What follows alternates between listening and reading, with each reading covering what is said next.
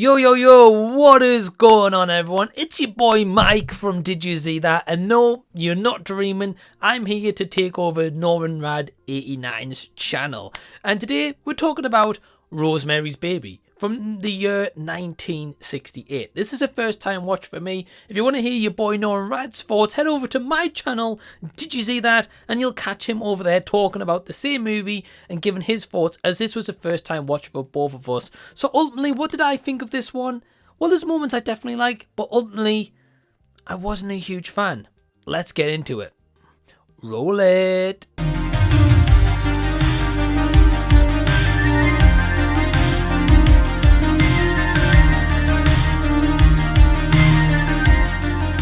What's going on, everyone? Thank you so much for taking your own time out to check out this review. And yeah, going into this one, I was definitely intrigued. I've heard a lot about it. Of course, it's based on the novel by Ira Levin, who I've never read that novel, so I'm not really too sure of if it's any good or if this is a really great, accurate portrayal of that novel. And also, this is a first time watch for me and a first time watch of Roman Polanski's work. Going into it, I definitely didn't kind of have big expectations or hold those big expectations, simply because if I did, with the legacy that this movie has, I know that I would maybe end up being disappointed. So I just went in completely open-minded. As I mentioned in the intro, there's elements here that I definitely did like, but ultimately this is a one that I can't see myself revisiting over and over again. The reasons why? Well, firstly, let's get into some positives. Yeah, the first positive for me is Mia Farrow as Rosemary Woodhouse, who gives a great performance, especially after the opening kind of 30 minutes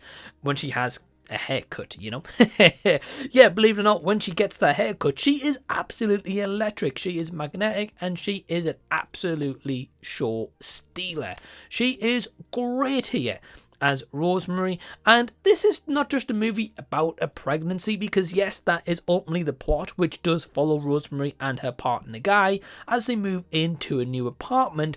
But once they start moving into this apartment and Rosemary gets pregnant, her fears slowly start to become true. So continuing on with my positives, some really nice cinematography, especially as this is a movie from 1968. There's parts here I thought, wow, okay, this worked really well. It was very simplistic. I can't say it's a movie that was very uniquely shot in terms of its cinematography or anything that's going to really blow you away of how it looked maybe at that time.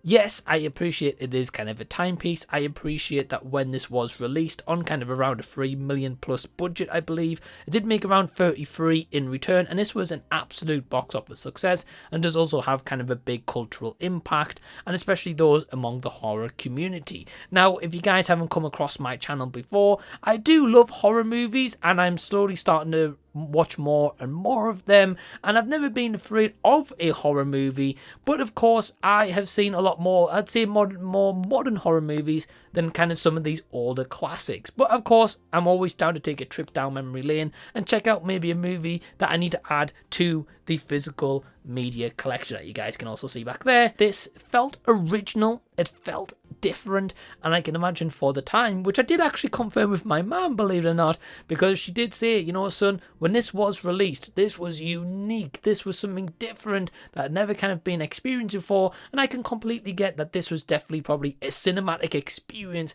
especially in 1968.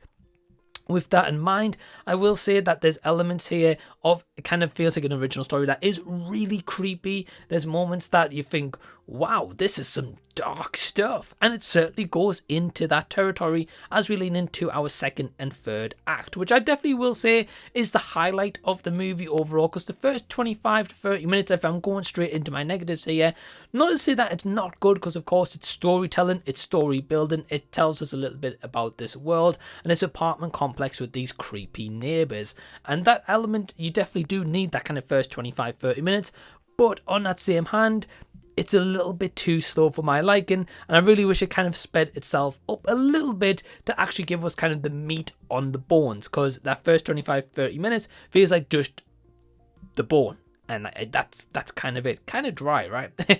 So it's just a shame because I feel as if you can't really chop a lot out of this movie, but I feel the issue is the pacing throughout it. Because once it does actually finally start to get going, it gets going. And the other kind of negative that I have, talking about that kind of pacing also, is the big twist at the end, which again I'm not going to spoil, but I feel like it is very alluded to and hinted to pretty kind of quick into the movie, or at least around maybe about an hour and a half mark, like maybe that or just before then, and still the movie has still got time to be stretched out, and I just feel as if we maybe could have got to the ending quicker. Also, the last kind of negative that I do have here is the actor John Cassavetes, who plays Guy Woodhouse.